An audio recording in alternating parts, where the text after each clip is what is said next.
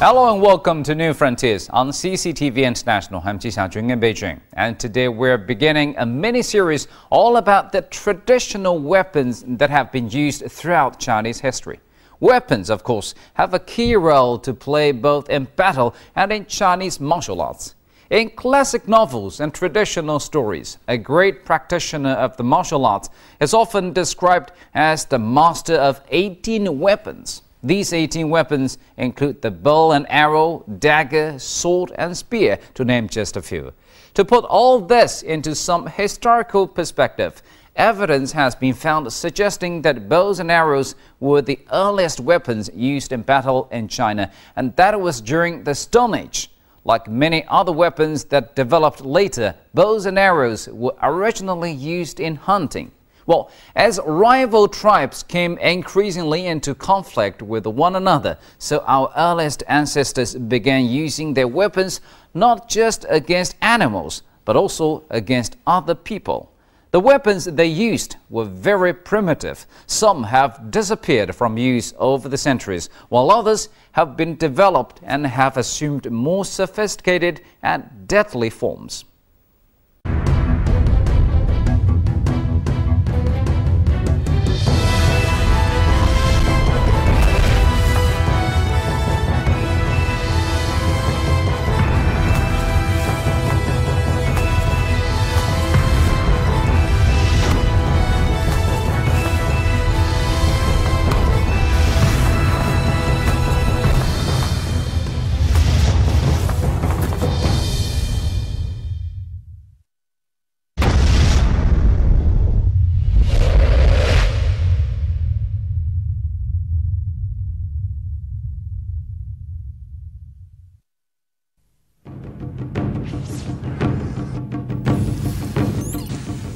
According to Chinese martial arts, the longer the weapon, the stronger it is, but the shorter the weapon, the more deadly it is. Throughout the history of Chinese martial arts, weapons have been an inseparable part of Kungfu. Bows and arrows make it possible to attack a target from a great distance. Swords and daggers, cudgels and spears make an attack close up more deadly. In ancient China, most weapons were made for use in battle. However, as time went by, weapons of war found their way into civilian life, and they greatly enriched Chinese martial arts. According to statistics, there are more than 100 types of weapons used in Chinese martial arts. But of these, swords and daggers are the most important.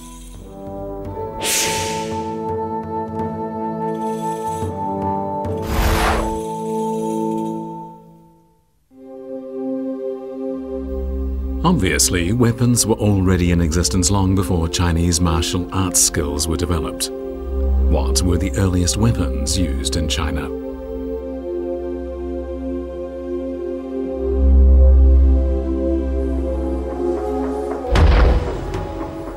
Zhou is famous as the site where Peking Man was discovered, but also found at the site, which dates back 600,000 years, were many stone hammers, knives and chisels, all of which have sharp edges.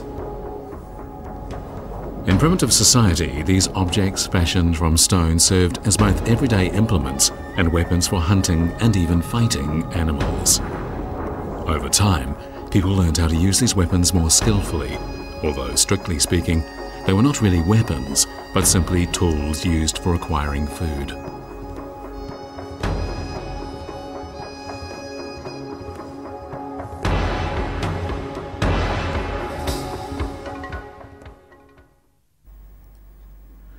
Real weapons, as such, did not appear until the Bronze Age. During this era, bronze weapons made in China were said to have been fashioned under the supervision of Chiyou, a mythical king.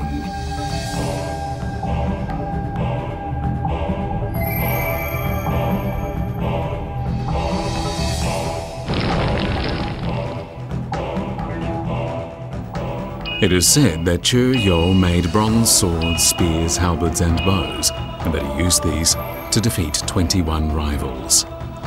In order to take control of the entire central plain, Chiyou declared war on Huangdi, or the Yellow Emperor. Both sides met in battle at Zhuolu. There it is said Huang Di, the Yellow Emperor, defeated Chu Yo using magic weapons and then had him executed. This is a famous story in the mythology of China. While this brought an end to the story of Chu Yo, he became revered as the inventor of military weapons and consequently the god of military affairs.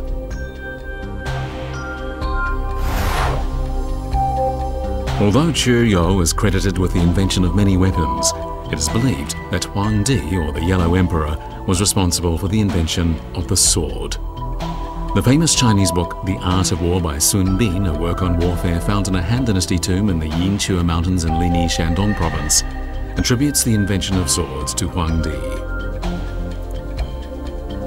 The bronze dagger axes, spears and halberds said to have been invented by Chu Yo later became the main weapons of the Bronze Age.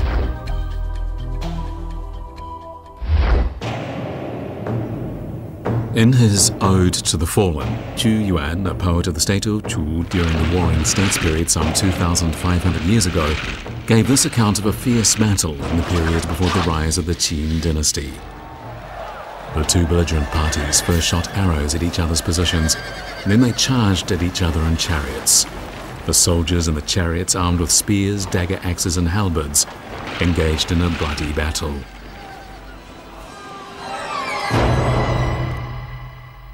In eras prior to the Qin dynasty, fighting mainly took place from chariots, and so obviously swords were not the main weapons.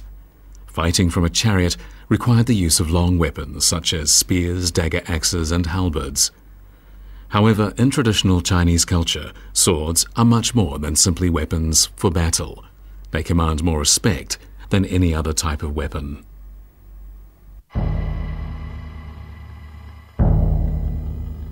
One may ask, why is this so?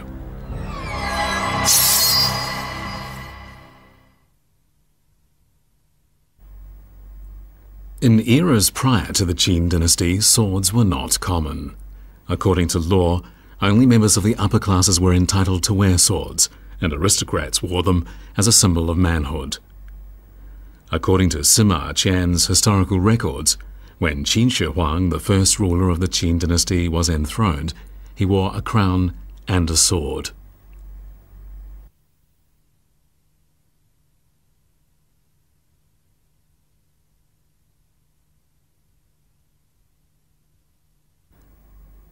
It would be unimaginable today for two states to go to war over the ownership of a sword. Yet it is said that during the Warring States period over 2,500 years ago, the state of Jin attacked the state of Chu in order to seize Tai its treasured sword. At the time, the state of Jin was the most powerful state in China, and its king felt he simply had to have the precious sword. Chu was militarily inferior, and as a result of the conflict, it lost most of its cities and its capital was besieged by Jin troops. In the end, the king of the state of Jin gave Chu an ultimatum: give up the sword, or we will attack your capital tomorrow. The Chu king responded by climbing the city wall and crying out, Tai I will shed my blood today in your honor. Tradition has it that he then pointed the great sword at the enemy troops, and at that very moment, sand began to fly about and stones hurtled through the air at the invading troops encamped outside the city walls. In no time at all, the invaders were wiped out. Now, no one has any idea what ultimately became of the sword known as Tai. Fortunately, though, we do have the sword of King Goujian of Yue, which is just as famous as the Tai sword.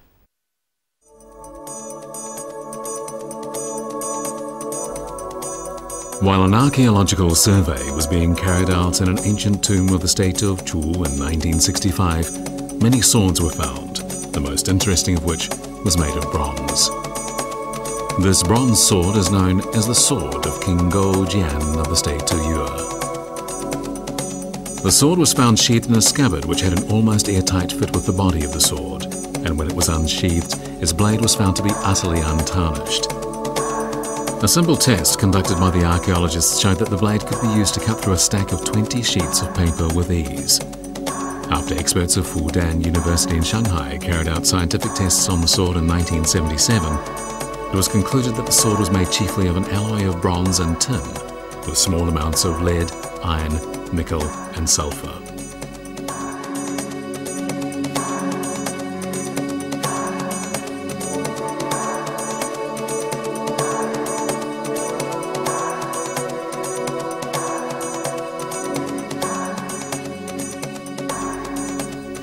But how was this treasured weapon forged?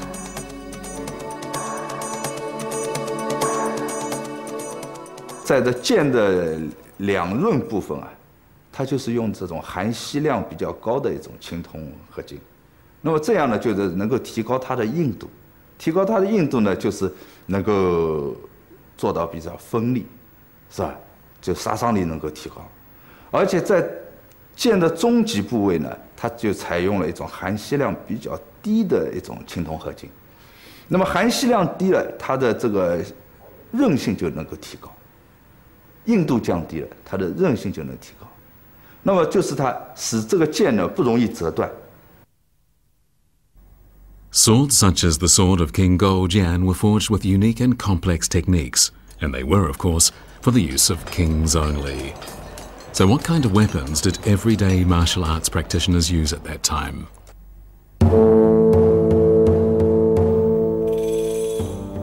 The Rites of Zhou, a book about the rites practiced during the Warring States period, tells us that ordinary people were allowed to possess short daggers, axes and wooden sticks as weapons. They were not, however, permitted to own weapons of war such as halberds, spears and dagger axes, and nor were they permitted to wear swords, as these were considered symbols of power.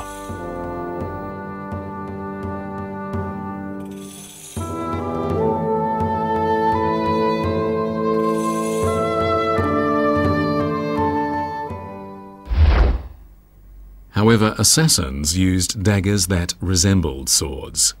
These daggers were much shorter than the swords seen in the hands of aristocrats.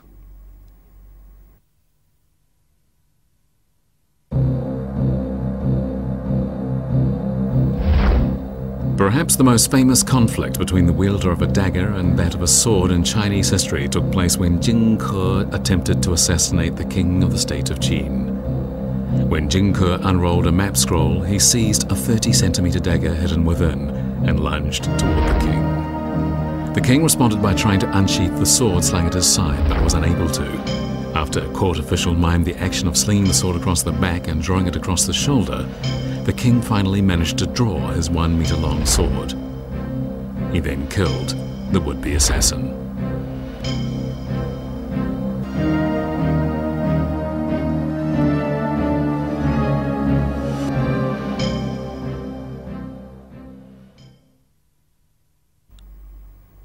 In this story of a clash between dagger and sword, the dagger of an ordinary man is defeated by the sword of a king. Following the assassination attempt, the king became more aware of the importance of weapons in his rule of the country. Shortly after he unified China, he confiscated all bronze weapons owned by ordinary people and had them melted down to make 12 bronze objects symbolizing the inviolability of his government. As a result, when Qian Shang and Wu Guang launched a peasant uprising at the end of the Qin dynasty, they had only wooden weapons with which to attack the Qin troops. The latter were armed with strong bronze weapons.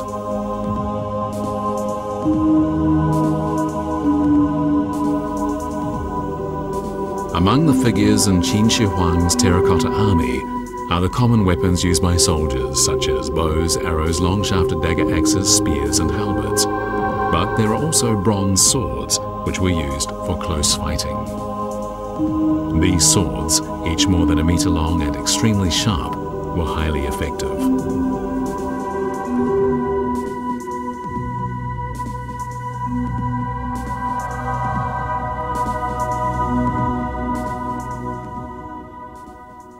剑嘛，也是从短往长发展，这跟青铜冶铸的技术联系在一起。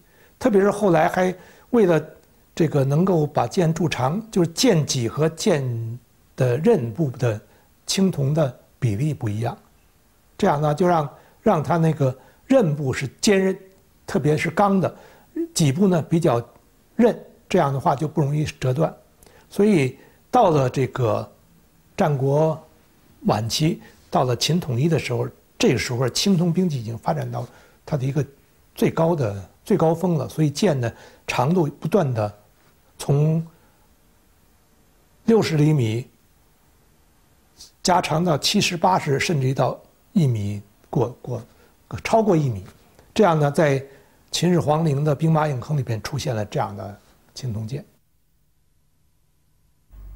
The Qin dynasty was the first peak in Chinese history, and the dynasty's swords represent the pinnacle of the Bronze Age. But just as people were beginning to feel amazed by these long bronze swords, their weakness became obvious. This weakness was due to the very nature of bronze. 它就很容易断折，就是你中间那个中极啊，剑的中间那个部分叫鱼极，中极部分太厚的话，影响到剑的分量，影响到剑的这个锋锐度，在和对方的兵器碰磕的时候，又容易断折。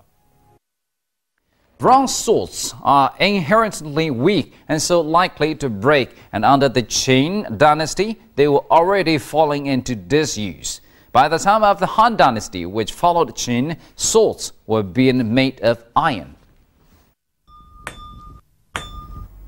In the last years of the Warring States period, China began to make iron. At that time, iron ore was smelted at low temperatures, and so the iron produced, referred to as spongy iron, suffered from tiny holes and was far from tough. But during the Western Han Dynasty 2,000 years ago, steel was produced at high temperatures, and this made all the difference.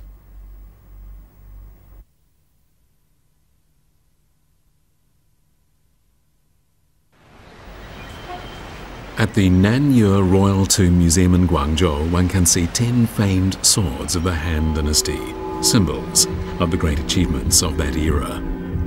Each of the swords is more than 1 meter long and very sharp. They're made of steel. "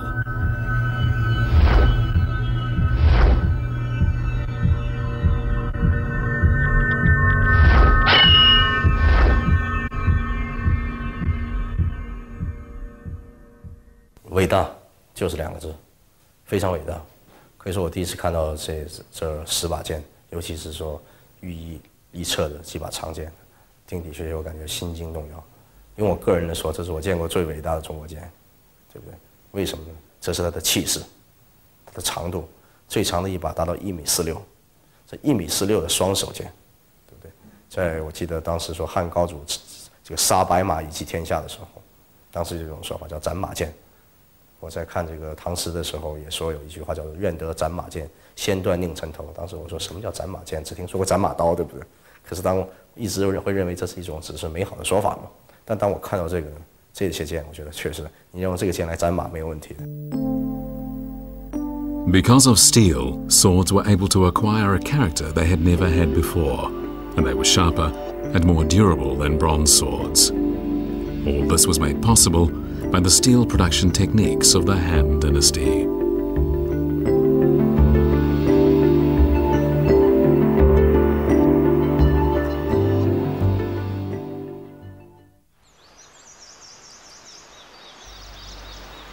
Unfortunately, there are few historical records about how Han steel was made, and it wasn't until 10 years ago that a sword maker from Longchuan, Zhejiang province worked out the techniques that were used to make Han steel.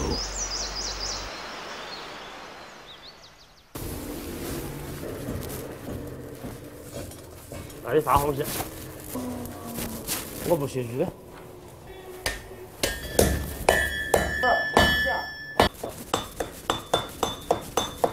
从古时候的汉代开始，就已经有了百炼钢的记载。什么叫百炼钢呢？就是我们平时通常所说的百炼成钢。这个成语呢，就是百炼钢的另外的一个说辞。它的意思呢，就是说钢炼出来之后，它还不能直接当成材料来用，不能直接做成剑，它一定要经过这种反复的折叠锻打，把这个金属里面这个钢铁里面的杂质，还有它里面一些气孔啊什么东西啊，给它打密实，然后呢这个材料呢才能达到一个刚柔相济的一个特点。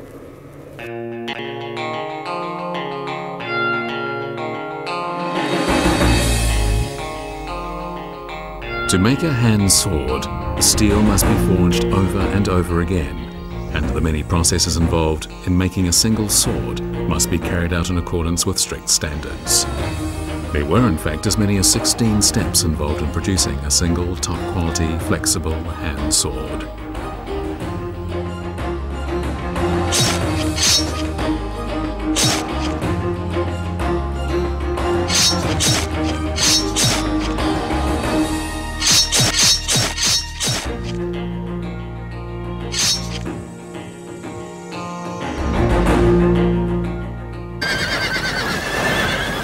As the steel swords of the Han Dynasty were sharp and hard to break, they were much more lethal, and they were damaged much less easily. All this naturally improved the combat effectiveness of Han Dynasty troops.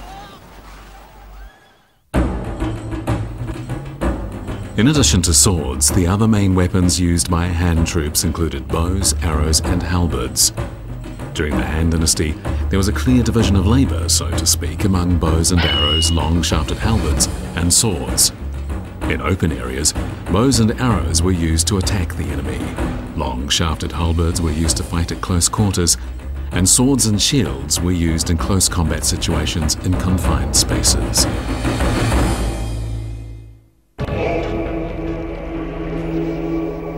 It was during the Han Dynasty that swords gradually lost their purely military function, as it was at this time that the imperial sword appeared.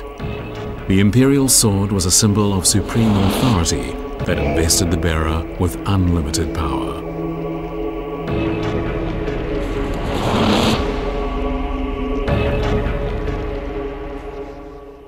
汉的时候呢，就出现了一种特殊的，我们说的这种特殊意义上的一个兵器。 甚至就是超出兵器本身的一种极端权力欲的一种兵器，那就是尚方宝剑。这个尚方呢有两种写法，一种是高尚的尚，还有一种是上下的上。实际呢，它是出现于汉的一个机构，它出现一个叫做少府。少府呢有这个上方令，上方令的负责上方令的呢叫做上方丞相的丞。那他们做什么呢？他们主要是呢最早是做一些皇帝的，也就是说皇帝御用的一些。 把玩器，一些御用的器，当然包括一些礼器和一些把玩器。而这个尚方宝剑呢，从此以后呢，就是做皇帝呢，就作为什么呢？本身来说，皇帝他做了请这个尚方做了这个剑以后呢，他可以赐给大臣，就是说当他本身不在场的时候，大臣可以拿这个剑呢作为内外杀伐，这个出外定夺，所谓将在外，对不对？将在外就是自己来说执行这个是皇帝，他就是一种皇权的象征。 他可以持有这个剑者呢，可以代表皇权的意见，就是对于相当职位的官员呢进行杀伐。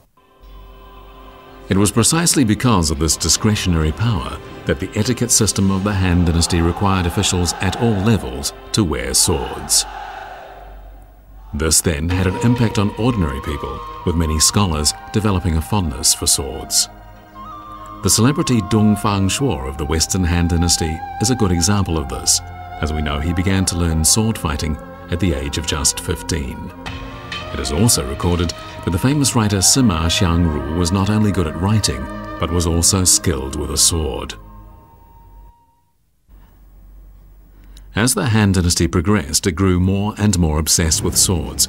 But then the Xiongnu people of the north began to attack the borders of the empire's territory. Xiongnu cavalry posed a significant threat to the Han Dynasty, and Han people began to doubt the efficacy of the use of swords in battle. Faced with attack from the more flexible Xiongnu cavalry, the Han Dynasty found itself in a passive role when restricting itself to traditional chariot fighting strategies. Moreover, the swords used by Han-mounted soldiers were clearly inferior to Xiongnu broadswords. The Han armies quickly discovered that the most effective weapon against the Xiongnu or Han cavalry was the broadsword. Both the Han cavalry and its infantry steered using the single-edged broadsword instead of the smaller double-edged sword. By the time of the Three Kingdoms period in the 3rd century, a thriving weapons industry had developed based on the production of the new single-edged swords. And thank you for staying with us on today's New Frontiers and tuning again next time for more about traditional Chinese weaponry. I'm Ji Xiaojun from CCTV International. See you next time.